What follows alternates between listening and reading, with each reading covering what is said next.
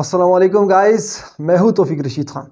तो आज की इस वीडियो में हम सीखेंगे कंडीशनल सेंटेंसेस। तो ये कुल 4 किस्म के जुमले होते हैं और ये बड़े ही अहमियत के हामिल जुमले हैं, यानी कि बड़े ही अहम है स्पोकन के हवाले से भी और कम्पिटिटिव एग्ज़ाम्स के हवाले से भी। स्पोकन में इसका इस्तेमाल यानी कि बोलचाल में हम इन जुमलों का इस्तेमाल बहुत ज़्यादा करते हैं और इसके अलावा कम्पिटिटिव एग्ज़ाम्स में भी इनके मुतालिक पूछा ही जाता है। अक्सर कम्पिटिटिव एग्ज़ाम में इनके मुतालिक पूछा जाता है। तो भाई दोनों के लिहाज से ये बड़े ही इंपॉर्टेंट जुमले हैं और ये बड़े ही प्यारे किस्म के जुमले होते हैं। इसके जो सेंटेंसेस होते हैं इनके अंदर होता क्या, कंडीशनल सेंटेंसेस के अंदर एक कंडीशन होता है और साथ में उसका रिजल्ट होता है। यानी ये जो जुमले होते हैं ये कम से कम 2 क्लॉजेस पर मुश्तमिल होते हैं। इस एक सेंटेंस के अंदर मिनिमम 2 क्लॉजेस होती है। जो एक क्लॉज हमारे पास होती है उसके अंदर कंडीशन होता है और जो दूसरी क्लॉज हमारे पास होती है, जो मेन क्लॉज होती है, उसके अंदर उस कंडीशन का रिजल्ट होता है। मिसाल के तौर पर अगर मैं पाकिस्तान का वज़ीर आज़म होता तो मैं पाकिस्तान से गुर्बत मिटा देता। तो इस जुमले के अंदर आप बखूबी देख रहे हो कि एक कंडीशन दिया गया कि भाई कंडीशन क्या है, मेरा पाकिस्तान का वज़ीर आज़म होना, और उस कंडीशन का फिर साथ में रिज़ल्ट भी दिया गया कि भाई उसका रिज़ल्ट क्या होगा, पाकिस्तान से गुर्बत ख़त्म हो जाएगी। इसी तरह अगर मैंने उससे शादी कर ली होती तो आज ये बच्चा मेरा होता। यानी कि आज ये जो बच्चा अभी आपको मामू मामू कहकर पुकार रहा है, तो अगर आपकी शादी उससे हो जाती, यानी कि मेरी शादी उससे हो जाती, तो आज ये जो बच्चा मुझे मामू कह रहा है ये मुझे पापा कह रहा होता, ये मेरा बच्चा होता। तो एक कंडीशन है और साथ में उसके साथ उसी का रिजल्ट आया होता है। इसी तरह अगर तुम चाकू से खुद पर वार करोगे तो तुम्हारा खून बहेगा। यानी कि एक कंडीशन दिया गया चाकू से खुद पर वार करना, फिर उसी का रिजल्ट है आगे कि उसके नतीजे में क्या होगा, आपका खून बहेगा। तो ये हमारे पास कंडीशनल सेंटेंसेस होते हैं। ये बड़े प्यारे किस्म के जुमले हैं। इनके कुल जो है ना हमारे पास 4 कंडीशंस होते हैं। बारी बारी एक एक को पढ़ते हैं बड़ी तफसील से। बड़े ही मज़ेदार किस्म के जुमले, आपने वीडियो आखिर तक देखनी है। बड़ी ही इंपॉर्टेंट वीडियो है स्पोकन के हवाले से भी और हमारे पास इसके अलावा कम्पिटिटिव एग्जाम्स के हवाले से भी बड़ी जो है ना अहमियत की हामिल है ये वीडियो। इसकी जो हमारे पास पहली टाइप बनती है वो बनती है कंडीशनल सेंटेंस टाइप 0। ये जो टाइप 0 है हमारे पास, इसे हम कंडीशनल 0 भी कहते हैं। इसके अंदर जो कंडीशन दिया गया होता है, अगर वो कंडीशन हो जाए तो उसका जो रिजल्ट होता है उसको फिर होना ही होना होता है। यानी कि फिर उसका रिजल्ट 100% होता है। मिसाल के तौर पर अगर मैं पेन गिराता हूँ तो ये ज़मीन पर गिरेगा। तो ये आप देख रहे हो कि भाई अगर मैं ये पेन गिराऊँ तो ये ज़मीन पर गिरेगा। तो अगर मैं ये पेन गिराता हूँ तो इसके नतीजे में इसने गिरना ही है ज़मीन पर। इसी तरह अगर मिसाल के तौर पर अगर आप चाकू से खुद को जो है ना कट लगाते हो तो आपका खून बहेगा। तो भाई इसका जो रिजल्ट है वो होना ही होना होता है। इसी तरह अगर आप पानी पियोगे तो आपकी प्यास बुझ जाएगी।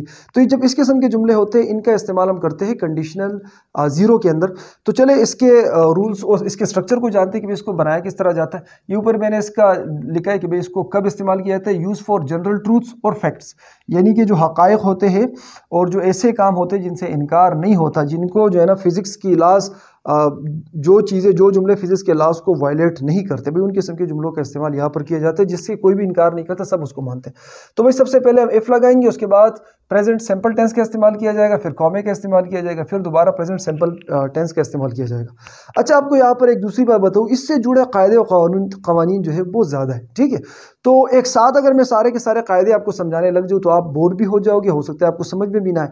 तो मैं बारी बारी करके जो है ना, जो ही वीडियो आगे बढ़ती जाएगी मैं साथ साथ में मुख्तलिफ रूल्स आपको और मुख्तलिफ कायदे और क़वानीन आपको बताता जाऊँगा। ठीक है, इसलिए क्या होगा, इससे आप बोर भी नहीं होगे, आप जो है ना वीडियो में जुड़े भी रहोगे और आपको एक रूल का पता तब चलेगा जब उसका इतलाक़ हो रहा होगा। ठीक है, तो अगर आपने टेंसेस नहीं देखी तो भाई टेंसेस पर मैं जो है ना मुफस्सिल वीडियोस बना चुका हूँ, तमाम की तमाम टेंसेस पर मौजूद है। आप मेरा चैनल विजिट करें, वहाँ पर प्लेलिस्ट पर जाए, प्लेलिस्ट के अंदर आपको G11 टेंसेस के नाम से एक प्लेलिस्ट मिलेगी, उसके अंदर ये तमाम के तमाम टेंसेस मौजूद है। अगर आपने टेंसेस नहीं देखी तो वहाँ से आप मेरी टेंसेस की वीडियोज़ देख लें।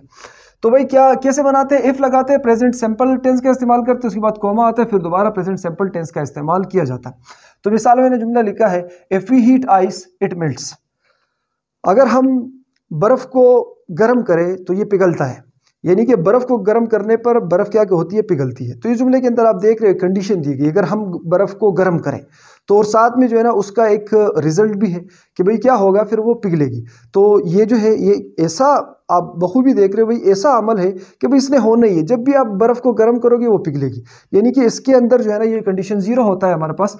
इसके अंदर जो हमारे पास रिजल्ट होता है उसने होना ही होना होता है। ठीक है, और इसको पहचानेंगे कैसे भाई, कौन से कंडीशन से है, इसके स्ट्रक्चर से।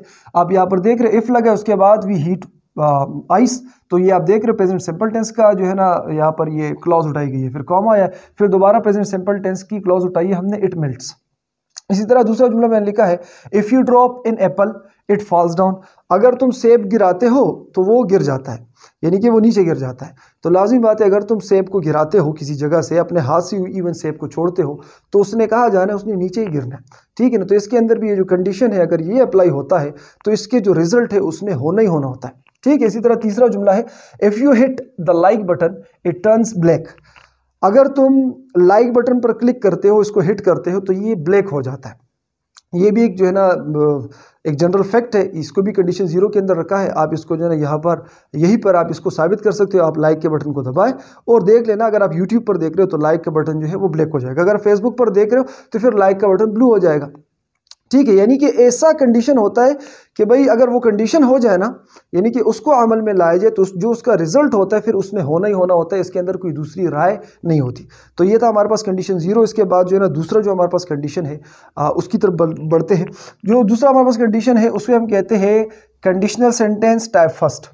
ये कंडीशन सेंटेंस टाइप 0 था और ये दूसरा कंडीशन सेंटेंस टाइप फर्स्ट। इसके अंदर क्या होता है, इसके अंदर possible condition and it's likely result, यानी कि एक मुमकिन कंडीशन होता है, एक ऐसा कंडीशन होता है जो कि मुमकिन होता है, यानी कि जो हो सकता है, और उसके जो नताइज है वो भी ऐसे होते हैं कि भाई वो भी हो सकते हैं। इनके अंदर हम ज़्यादातर कयास आराई करते हैं, अपने ख्याल का इजहार करते हैं, अपने प्रेडिक्शंस देते हैं। ये जो सेकंड कंडीशन है हमारे पास, ये जो कंडीशन फर्स्ट है, सारी जो टाइप सेकंड है, कंडीशन कौन सा है, फर्स्ट है, इसके अंदर हम अपने ख्याल का जिक्र करते हैं, ठीक है। तो चलो वक्त ज़ाया किए बिना इसके स्ट्रक्चर की तरफ बढ़ते हैं, उसके बाद इसके सेंटेंसेस बनाते हैं। सबसे पहले हम इफ़ का इस्तेमाल करेंगे, फिर प्रेजेंट सिंपल टेंस का इस्तेमाल किया जाएगा। ये जो इसकी हमारे पास, अच्छा देख रहे हो यहाँ पर 2 क्लॉजेज है सब के अंदर ही।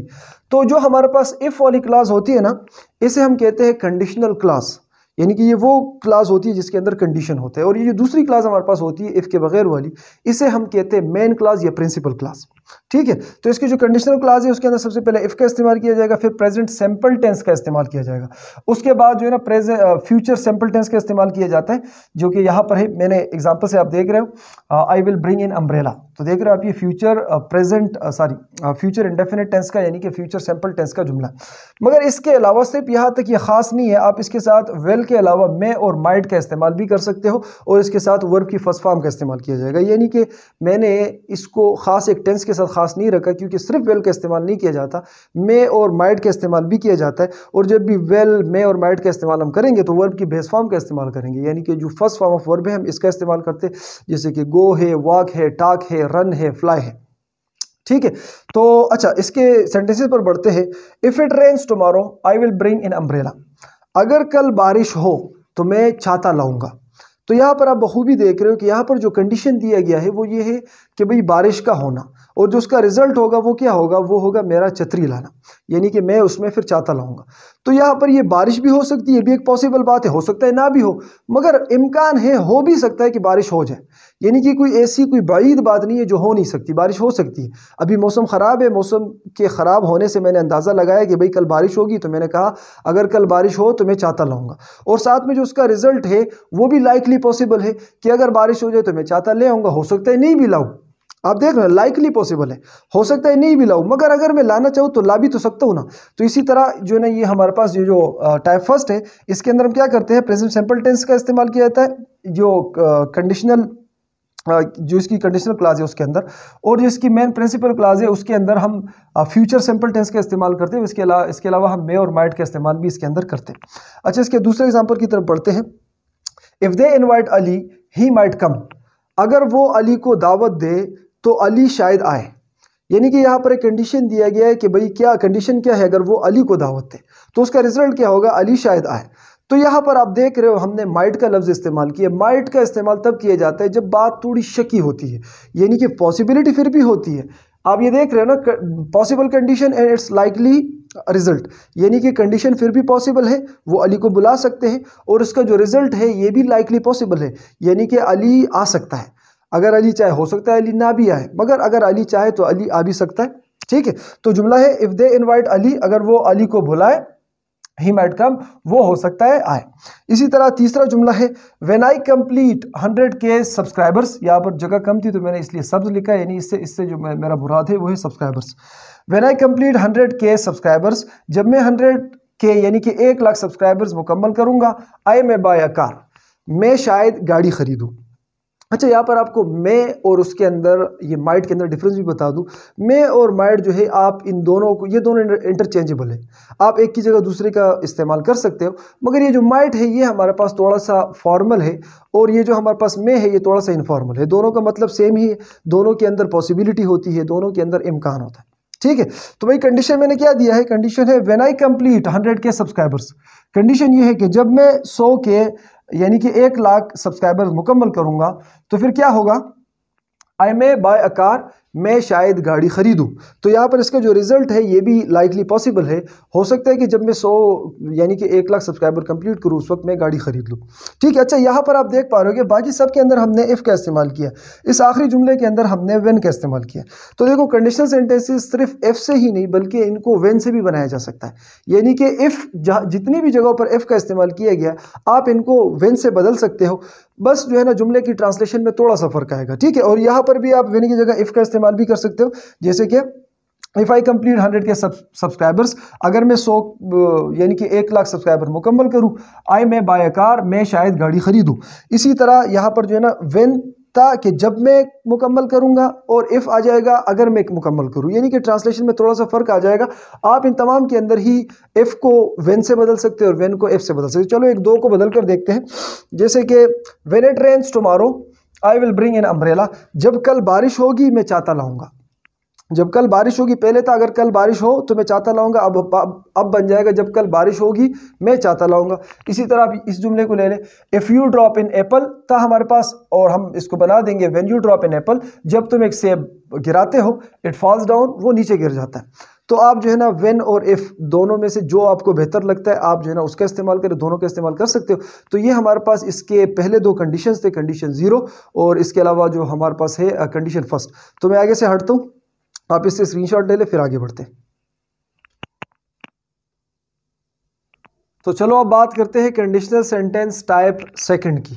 तो कंडीशनल सेंटेंस टाइप सेकंड के अंदर एक हाइपोथेटिकल सिचुएशन होती है, यानी कि एक हाइपोथेटिकल कंडीशन होती है, एक ऐसी कंडीशन होती है जो कि ख्याली होती है और उसका जो रिजल्ट होता है वो किसी न किसी हद तक, यानी कि एक बहुत छोटा ही सही मगर किसी हद तक वो पॉसिबल होता है।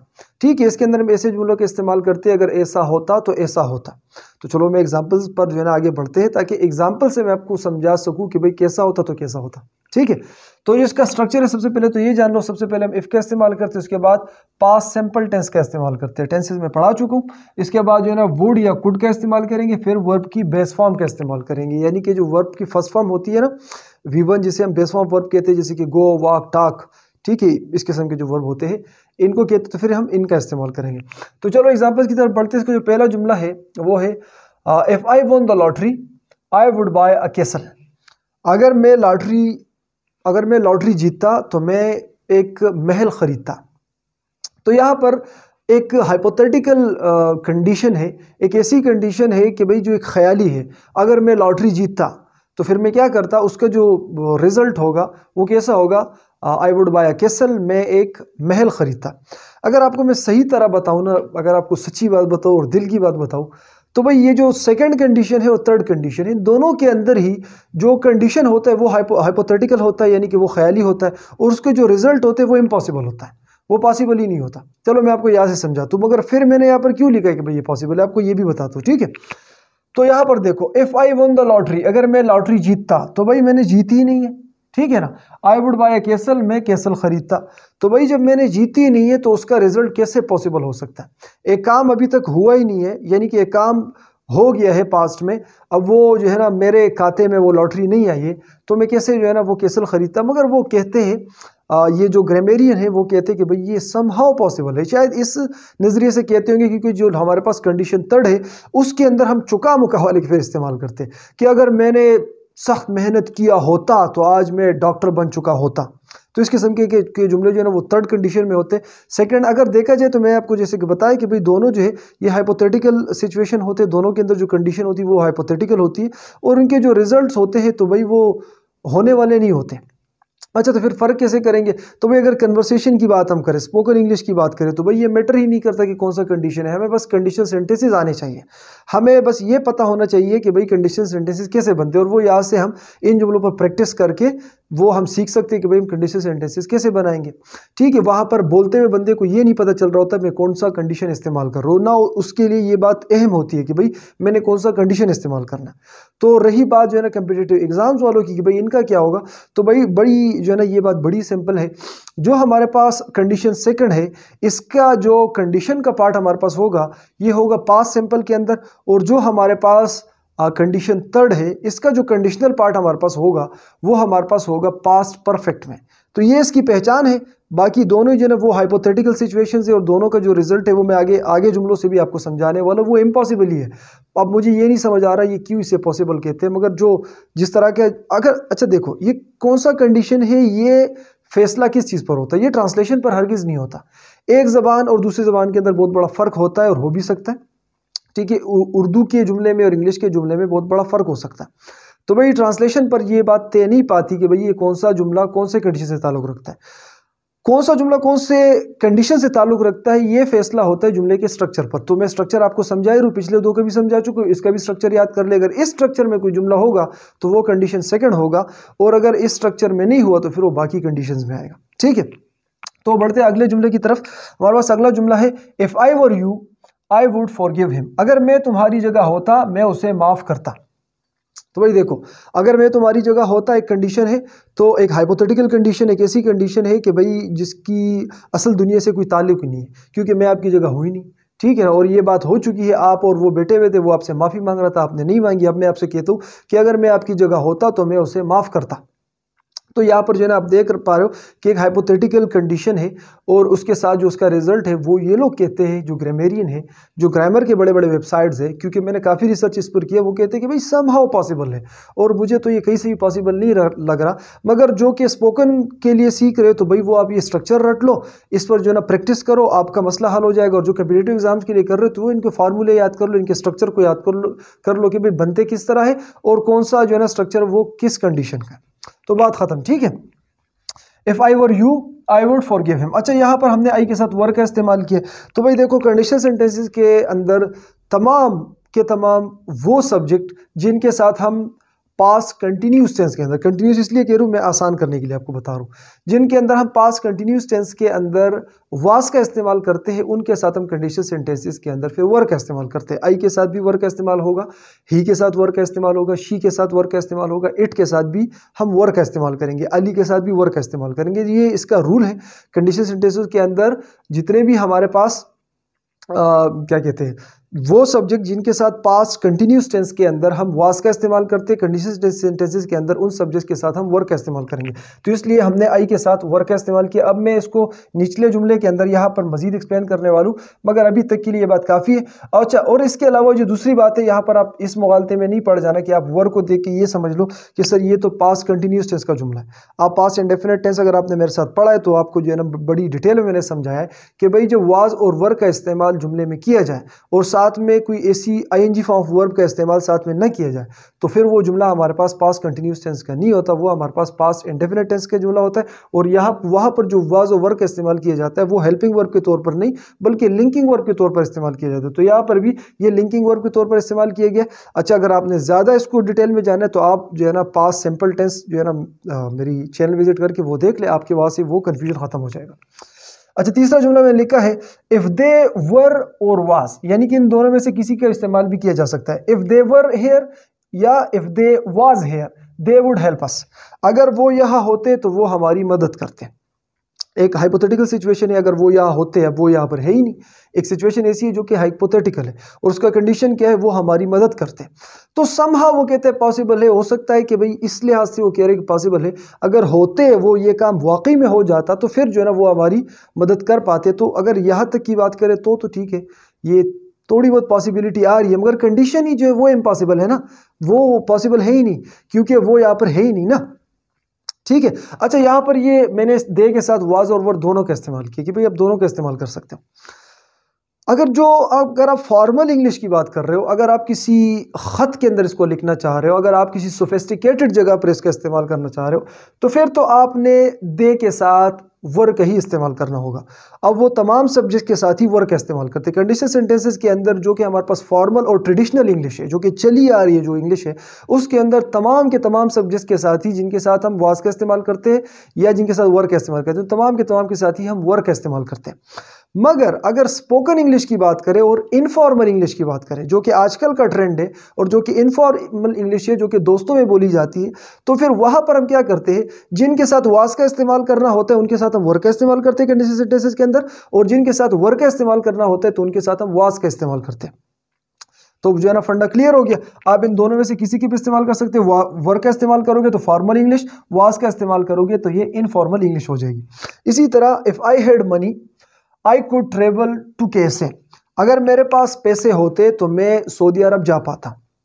तो यहाँ पर आपको जो है ना ऊपर स्ट्रक्चर में बता चुका हूँ, आप वुड और कुड दोनों का इस्तेमाल कर सकते हो, ठीक है। तो यहाँ पर मैंने कुड का इस्तेमाल किया। ट्रांसलेशन में थोड़ा सा फर्क हो जाएगा, यहाँ पर जो है ना फिर सकना के सेंस में बात चली जाएगी, ठीक है।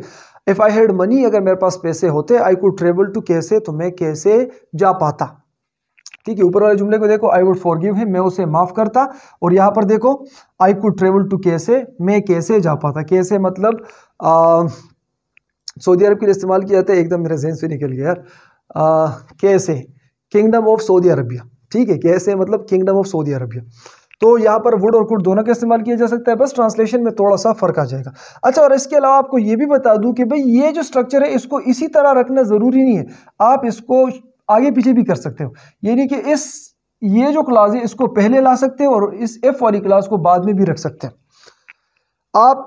ये जो हमारे पास जो कि कंडीशनल क्लास होती है इसको हम पहले रखते हैं अमूमन, और उस कंडीशनल क्लास के खात्मे पर कॉमे का इस्तेमाल करते हैं, और फिर जो है ना हम अपनी प्रिंसिपल क्लास यानी कि मेन क्लास को रखते हैं। मगर आप इसका उलट भी कर सकते हो, आप मेन क्लास को शुरू में रख सकते हो और कंडीशनल क्लास को बाद में रख सकते हो। मगर यहाँ पर फिर आपने करना क्या होता है, फिर आपने क्लास के खात्मे पर, प्रिंसिपल क्लास के खात्मे पर कॉमे का इस्तेमाल नहीं करना होता है। तो चलो एग्जाम्पल की तरफ आते हैं। एग्जाम्पल मैंने लिखा है, you would get this job if you learn to speak English. तुम्हें ये जॉब मिल जाती, ये नौकरी तुम्हें मिल जाती अगर तुम इंग्लिश बोलना सीख गए होते। यानी कि अगर तुम इंग्लिश बोलना सीख गए होते ये नौकरी तुम्हें मिल जाती। तो यहाँ पर आप देख पा रहे हो कि जो हमारे पास मेन क्लॉज है, ये वाली क्लॉज है, प्रिंसिपल क्लॉज है, इसको हमने पहले कर दिया, you would get this job, तुम्हें ये जॉब मिल जाती है। और साथ में कॉमे का इस्तेमाल भी नहीं किया है क्योंकि प्रिंसिपल क्लॉज हमारे पास पहले आ गई, और जो हमारे पास कंडीशनल क्लॉज है इसका इस्तेमाल बाद में किया गया। If you learn to speak English, अगर तुम इंग्लिश बोलना सीख लेते, अगर तुम इंग्लिश बोलना सीख लेते। अगर आप इसको यहाँ से उल्टा भी कर सकते हो, इसको पहले ले आओ, if you learn to speak English, अगर तुम इंग्लिश बोलना सीख लेते, फुल स्टॉप की जगह कॉमा आ जाएगा, बाद में इसको लगा दो, you would get this job, तुम्हें ये जॉब मिल पाती। इसी तरह आप इन तमाम के तमाम को बदल सकते हो। I could travel to KSA if I had money. इसी तरह they would help us if they were here, I would forgive him if I were you. तो आप इन दोनों को जो है ना आगे पीछे कर सकते हो। तो मैं आगे से हट तो आप स्क्रीनशॉट ले ले, आगे और भी कई सारे जो है ना छोटे छोटे रूल्स और कायदे बाकी है, उनको जो है ना उस कंडीशन थर्ड में सीखते हैं जो कि हमारे पास आखिरी कंडीशन है। अच्छा, तो अब बात करते हैं कंडीशनल सेंटेंस टाइप थर्ड की। तो कंडीशनल सेंटेंस टाइप थर्ड के अंदर भी हाइपोथेटिकल कंडीशन होता है और उसका जो रिजल्ट होता है वो इम्पॉसिबल होता है होना। वैसे दोनों का इम्पॉसिबल होता है जैसे कि मैं आपको बता चुका हूँ, मगर खैर इन जुमलों को और उन दोनों को इसको पढ़ने के बाद आप दोनों को कंपेयर कर लेना, आप जो मैं कहना चाह रहा हूँ वो आप समझ जाएंगे भाई मैं असल में कहना क्या चाह रहा हूँ। मगर फ़र्क जैसे कि मैं आपको बताया कि भाई वो स्ट्रक्चर से होता है, तो इसका स्ट्रक्चर और उसके स्ट्रक्चर में यानी कि सेकंड और थर्ड के स्ट्रक्चर में जो है ना वो इख्तिलाफ है, दोनों के स्ट्रक्चर एक दूसरे से मुख्तलिफ है। उस वजह से हम कह सकते हैं कि भाई ये कंडीशनल सेकंड है हमारे पास और ये कंडीशनल थर्ड है हमारे पास। तो इनके अंदर इस किस्म के जुमलों का इस्तेमाल होता है कि भाई अगर ऐसा हो चुका होता तो ऐसा ना होता। तो जब इन किस्म के जुमलों का हम जिक्र करते हैं तो हम कंडीशनल थर्ड का इस्तेमाल करते हैं। वैसे मैंने यहाँ पर एग्जांपल लिखे, एग्जांपल से आप और बेहतर तरीके से समझ पाओगे। तो चलिए बढ़ते हैं एग्जांपल्स की तरफ। तो इसके बनाने का जो स्ट्रक्चर है वो ये है, सबसे पहले हम इफ़ का इस्तेमाल करेंगे, फिर उसके बाद पास्ट परफेक्ट टेंस का इस्तेमाल करेंगे। अब पास्ट परफेक्ट टेंस क्या है, इस पर भी जो है ना मैं एक मुफस्सिल वीडियो बना चुका हूँ। इस वीडियो को देखने के बाद वो वीडियो देख लेना, टेंसेस की प्लेलिस्ट से आपको वीडियो मिल जाएगा। उसके बाद हम वुड हैव या कुड हैव का इस्तेमाल करेंगे, फिर वर्ब की थर्ड फॉर्म का इस्तेमाल करेंगे जो कि past participle form of verb है ना, इसका इस्तेमाल करेंगे। जैसे कि गो का गान है, प्ले का हमारे पास प्लेड है, वॉक का हमारे पास वॉकड है, तो फिर इसका इस्तेमाल किया जाएगा। ठीक है, तो बढ़ते अपने पहले एग्जाम्पल की तरफ। पहले एग्जाम्पल में मैंने लिखा है, if I had told him the truth he would not have killed her. अगर मैंने उसे सच बताया होता तो वो उसे नहीं मार डालता। अगर मैं उसे सच बता चुका होता तो वो उसे कत्ल नहीं करता। यानी कि यहाँ पर एक दरअसल कंडीशन थर्ड के अंदर अमूमन पछतावों का जिक्र करते हैं। ऐसी बातें होती है, ऐसे काम होते हैं कि भाई जो हमारे पास्ट के अंदर कोई काम हो गया होता है, फिर जो है ना प्रेजेंट के अंदर हम उस पर बैठ कर उस पर रो रहे होते हैं, उस पर पछता रहे होते हैं। तो जब इन किस्म के जुमलों का इस्तेमाल किए जाते हैं तो अमूमन ही हम कंडीशन थर्ड का इस्तेमाल करते हैं। वैसे कभी कभार हम कंडीशन सेकंड का इस्तेमाल भी कर देते हैं इनके लिए, मगर अमूमन हम कंडीशन थर्ड का इस्तेमाल करते हैं। तो अब यहाँ पर एक पास्ट में कोई काम शायद हुआ है, शायद किसी लड़के ने किसी लड़की को मार डाला है और वहाँ पर कुछ सच था जो मैंने नहीं बताया। अब मुझे पछतावा हो रहा है कि भाई अगर मैं वो सच बता चुका होता तो आज जो है ना वो उस लड़की को कत्ल नहीं करता, वो आज जिंदा होती। तो ये है हमारे पास कंडीशनल टाइप थर्ड। इस तरह दूसरा जुमला है हमारे पास, if they had informed me earlier I could have saved her leg. अगर वो मुझे पहले बता चुके होते तो मैं उसकी टांग बचा पाता। तो यहाँ पर देख पा रहे हो कि भाई अब उसकी टांग बची नहीं है, अब जो कंडीशन है अब वो हुआ ही नहीं है, यानी कि उन्होंने मुझे वक्त पर बताया ही नहीं। अगर वो मुझे वक्त पर बताते या वो मुझे पहले बताते तो मैं उसकी टांग बचा पाता। तो अब उन्होंने पहले बताया ही नहीं है, तो जो उसका जो रिजल्ट है वो भी हमारे पास इम्पॉसिबल है। अपन अब उसकी टांग जा चुकी है, वो ज़ाया हो गई है, अब उसने वापस दोबारा नहीं उगना। ठीक है, अब यहाँ पर स्ट्रक्चर को दोबारा देखिए। इफ का इस्तेमाल किया गया, पास परफेक्ट टेंस का इस्तेमाल किया गया, यहाँ तक ये क्लॉज देखिए पास परफेक्ट टेंस का इस्तेमाल किया गया। फिर से आपको बता दूं कंडीशन सेंटेंसेस के अंदर मिनिमम 2 क्लॉजेस जरूर होती है, और जिसके अंदर कंडीशन पड़ा होता है उसे हम कंडीशनल क्लॉज कहते हैं। यानी कि ये जो क्लॉज है ये हमारे पास कंडीशनल क्लॉज है, और ये जो दूसरी क्लॉज है ये हमारे पास मेन क्लॉज, ऐसे हम प्रिंसिपल क्लॉज कहते हैं। इसके अंदर आप देखिए सब्जेक्ट हमने ही उठाया, उसके बाद would not have killed her. ठीक है, चूंकि ये हमारे पास पॉजिटिव का था तो हमने यहाँ पर नेगेटिव कर दिया, तो इसलिए वुड के बाद हमने नट का इस्तेमाल भी कर दिया। अच्छा, आपको ये भी बता दूं कि भाई ये जो नेगेटिव है आप इन दोनों पोर्शन को ही नेगेटिव बना सकते हो, यानी कि ये दोनों पॉजिटिव है आप इनको नेगेटिव भी बना सकते हो किसी भी जुमले को। ये जितने भी हमने पीछे पढ़े हैं, एक ये वाली बात, इस क्लॉजेस को आगे पीछे करने वाली बात, यानी कि हमारे पास प्रिंसिपल क्लॉज को पहले ले आना और कंडीशनल क्लॉज को बाद में ले आना, ये भी किसी भी कंडीशन के अंदर किया जा सकता है। और इसके अलावा किसी भी कंडीशन के अंदर हमारे पास जो है ना ये कंडीशनल क्लॉज को भी नेगेटिव बनाया जा सकता है, यानी कि इनकारिया बनाया जा सकता है, और प्रिंसिपल क्लॉज को भी इनकारिया बनाया जा सकता है। ठीक है, इसी तरह तो हमारे पास तीसरा जुमला है, दूसरा हो गया, हाँ तीसरा जुमला है हमारे पास, if he had not studied well. अगर उसने अच्छी तरह स्टडी नहीं की होती या वो अच्छी तरह स्टडी नहीं कर चुका होता, he could not have passed the test, तो वो टेस्ट पास नहीं कर पाता। अगर वो अच्छी तरह स्टडी नहीं कर पाता तो वो टेस्ट जो है ना, अगर उसने अच्छी तरह स्टडी नहीं की होती तो वो टेस्ट पास नहीं कर पाता। अब चूंकि उसने अच्छी तरह स्टडी कर ली है, अब उसने जो है ना टेस्ट पास कर चुका है। ये देखो यहाँ पर भी अगर आप गौर करें तो एक हाइपोथेटिकल कंडीशन है, हमारी एक ख्याली बात है कि भाई हमारा ख्याल ये है कि अगर उसने अच्छी तरह स्टडी नहीं की होती, यानी कि जो पास का इवेंट है जो कि वो कर चुका है, तो क्या होता है नतीजे में वो टेस्ट पास नहीं कर पाता। मगर अब चूंकि उसने अच्छी तरह स्टडी कर ली है तो अब उसने टेस्ट भी पास कर दिया।